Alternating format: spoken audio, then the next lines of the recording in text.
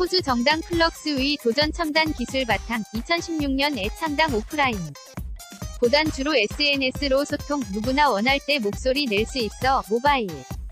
투표로 당원이 정책 결정, 당 정치인은 결정된 정책 대변만 사실상 직접 주주의 실현 기대 당원 빠르게 늘어 3당 도약 목표 그래픽는 강중국이. 자 호주 시드니에서 가장 높은 집값을 자랑하는 하버브리지 북측 그 중에 서도 노른자위로 꼽히는 라벤더 베이에는 현대적 디자인으로 눈길을 끄는 법.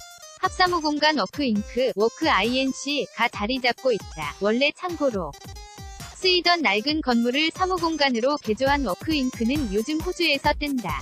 는 신생 벤처기업 스타트업들이 앞다퉈 입주하려는 곳이다. 지난달 찾은 워크 잉크 3층의 한 사무실에서는 3명의 직원이 모니터에 얼굴을 파묻고 소프트웨어 개발 작업에 한창이었다. 이들은 블록체인 기반 투표 시스템을 만드는 스타트업 시큐어보트 소속으로 호주 소수 정당 플럭스의 지도부이기도 하다. 평소 시큐어보트 사무실 로 쓰이는 이 곳은 때때로 플럭스의 중앙 당사로도 변한다. 정보기술 IT 업계 출신으로 시큐어보트 최고 경영자 CEO이자 플럭스 대표를 겸하고 있는 네이선 스페타로는 플럭스는 퀸즐랜드 등 4개 지역에 지부를 두고 있기는 하지만 서로 모바일 메신저를 통해 소통하고 한데 모이는 일은 거의 없다며 첨단 기술을 바탕으로 탄생한 정당이기 때문이라고 소개했다. 호주 소수 정당 플럭스의 투표 시스템을 만드는 시큐어보트는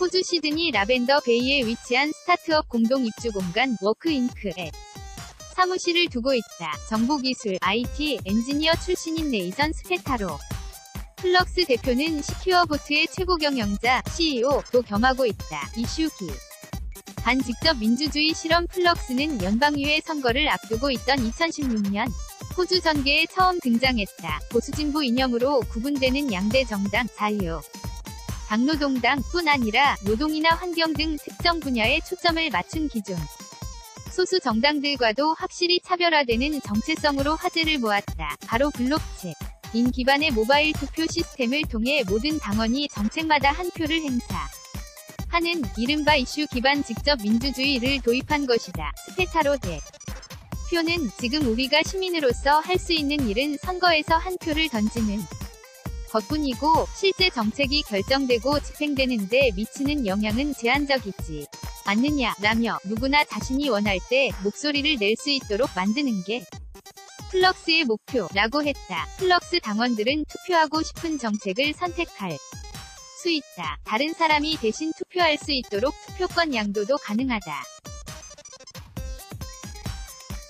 스페타로 대표는 동성혼 허용 문제를 예로 들며 법안이 통과돼도 영향을 받지 않는 사람, 이 이슈에 관심이 없는 사람들에게는 투표하지 않을 권리를 주자는 것이라며 이렇게 되면 동성혼 허용 또는 불허로 직접적 인 영향을 받는 이들이 결정권을 가질 수 있다고 설명했다. 네이선 스페타로 플럭스 대표는 시민이 민주주의의 주체라면서도 사실상 선거 때만 힘을 발휘할 수 있는 대문제의식을 갖고 플럭스를 창당했다. 그는 플럭스의 서는 블록체인 기반 투표 시스템을 통해 누구나 자신이 원할 때 목소리를 낼 수 있다고 했다. 정치인은 투표 결과를 대변하는 역할만 플럭스 속 정치인은 당원들이 이렇게 투표로 결정한 것을 대변하는 역할만 맡는 다. 일단 선출되면 자신의 뜻에 따라 정치 활동을 펼 수 있는 다른 정당 소속 정치인들과 비교하면 자율성이 없다고 볼 수 있다. 선거에 나설 후